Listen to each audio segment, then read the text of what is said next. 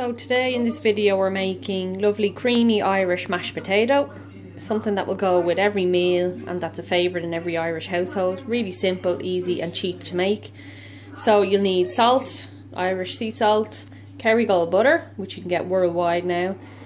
I'm using rooster potatoes because they're nice and fluffy for a mash. We can use different types. These are a 2 kg bag of rooster potatoes.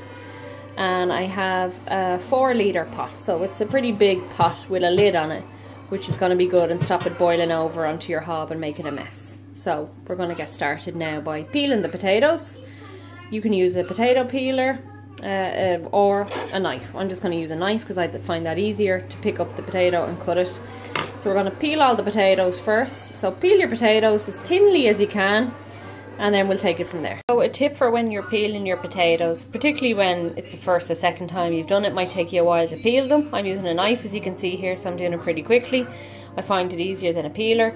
The tip is, as you cut your potatoes, as you peel them, cut them in half and put them into around 2.5 litres of water, because otherwise the potatoes will start to go black. You need to put them into water, immerse them in water before you boil them. So that's the next step. Put them in the water as you peel them, cut them in half and put them in.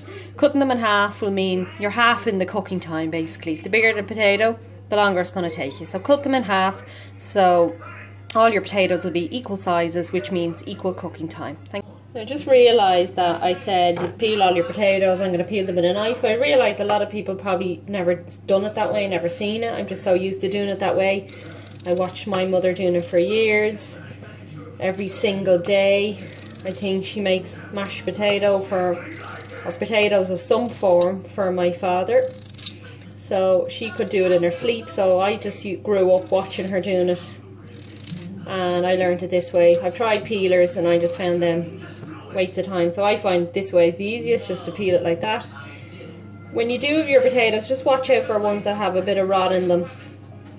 Obviously we're not going to use this. And make sure you're using a nice clean potato.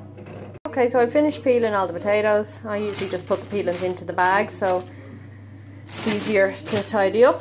And this is 2 kg of potatoes, peeled, cut in half and put into my pot. Okay, so then you add your salt, so plenty of salt in the top, lid on. And what you'll read in the cookbooks, they'll say bring to the boil. A lot of people don't even know what that means. So put it up to the highest setting, number 9, until it starts to boil really rapidly. That's what it's boiling. And then reduce it down to number 6 once it boils. Okay, so it's going to boil now. Just keep an eye on it if you have a very fast hob like I do. But that's up at number 9 now. It's going to take around 4 minutes to come to boil, so we'll come back to it when it does that. Okay, so you'll see my potatoes have come to the boil. Okay, so look like that. They can be pretty messy and that's why you need a lid. Tilt your lid slightly to the side and then just bring your temperature down to around 6. That'll bring it right down, calm it down, and you're going to simmer the potatoes so that you brought them to the boil. Now you've reduced the heat to number 6. And you're going to simmer them. I'm going to use my timer, but you can use your phone, whatever. I'm going to simmer them at 6 for 10 minutes. And then we'll know if they're cooked by putting a sharp knife through the centre of one. If it goes straight through, we know they're cooked. So give them 10 minutes on number 6. So if you take off the lid after your 10 minutes, or however long it takes, some hobs are slightly longer, slower. Stick the knife in through the potato and you'll see it goes right through it. You know your potatoes are done. So turn off the heat. Get an oven glove, put the lid back on, and you're going to strain your potatoes into the sink, so get rid of all the water. Okay, so then you get your pot of potatoes, bring it over to your sink. It's pretty heavy, so bring it over to your sink, tilt it, and you're going to strain off all the hot water. I'll give them a bit of a shake. And that's them strained. And then we're going to put them back on the heat. So that's your potatoes now, and now we're going to add the butter. Okay, so I have butter here. I have my Kerrygold butter chopped up, so it's around 25 grams of butter. And I'm going to add this into my pot of potatoes. So obviously you can use more or less, whatever your preference are. If there's someone watching their weight in the family, you might want to use less. You could put a bit of milk in instead. But the more butter, the better. And in the restaurants, they will just use tons and tons of Kerrygold butter, and that's what gives it the flavour. You can add a bit of salt in on top of this as well, because the salt will draw out the moisture from the potato. And then we're going to whisk them up. So to whisk them, you can either just use a potato masher like this, which most households will have, or I prefer to use like a little hand mixer like this. It gives a more creamy consistency to the mash, and it's quicker and easier as well. So whatever you have in your house, we're going to use that now. Here's my potatoes now ready to go with the butter in. I'm just going to use my hand mixer and put it to a low setting. You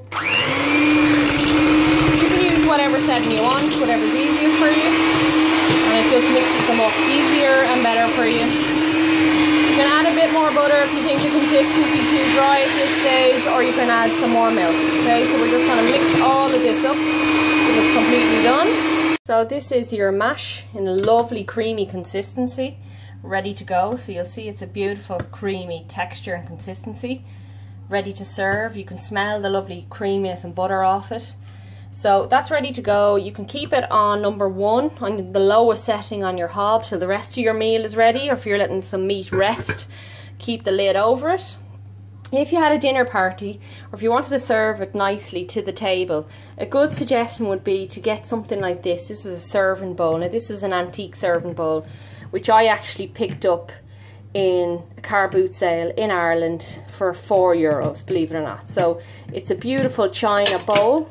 I don't know if you can see it there, with gold trim, and it has a lid on it. And there's also a serving plate here, and this is just a serving spoon I have. So a nice serving spoon. What I would do is I'd put the serving bowl and the lid in the oven on a really low temperature of around 25-30 degrees. And I would have that preheated so it's nice and warm. Transfer my potatoes to here, keep it in the oven warm till you're ready to serve to the table, and then serve it straight to the table. It's just a really nice touch, especially if it matches in with the rest of your delf and the rest of your table setting. Okay.